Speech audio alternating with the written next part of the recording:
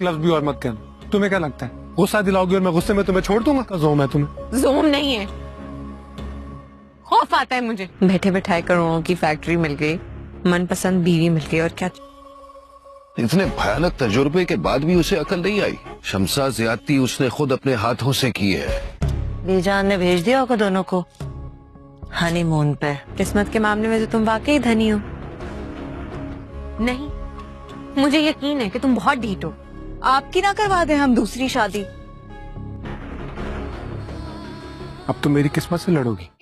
इतने बड़े हादसे के बावजूद भी शमसा अपने शौहर को हर वक्त यही कहती रहती है कि उन्होंने आयला के साथ ज़्यादती की है।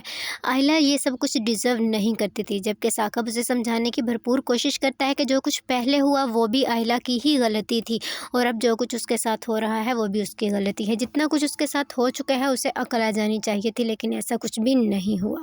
दूसरी तरफ आयला भी ओन को बहुत ही ज़्यादा बातें सुनाती रहती है। इस हरकत के बावजूद ओन उसे लेकर हनीमून पर तो चला ही जाता है, लेकिन वो ये बात जानता है कि आयला उसे एक आंख पसंद नहीं करती। आयला जब उसे बातें सुनाना शुरू करती है तो उसे कहती है कि तुम तो किस्मत के धनी हो कि तुम्हें बैठे बिठाए सब कुछ मिल गया है, और उसकी सोच को देखकर बहुत ही ज़्यादा परेशान हो जाता है। दूसरी तरफ जब रमला को इस बात का पता चलता है कि ओन और आयला हनीमून पर गए हैं तो उसका गुस्सा और ज़्यादा बढ़ जाता है। वो सरवरी तक को डांट देती है जब वो उसे एहतशाम के साथ शादी का मशवरा देती है।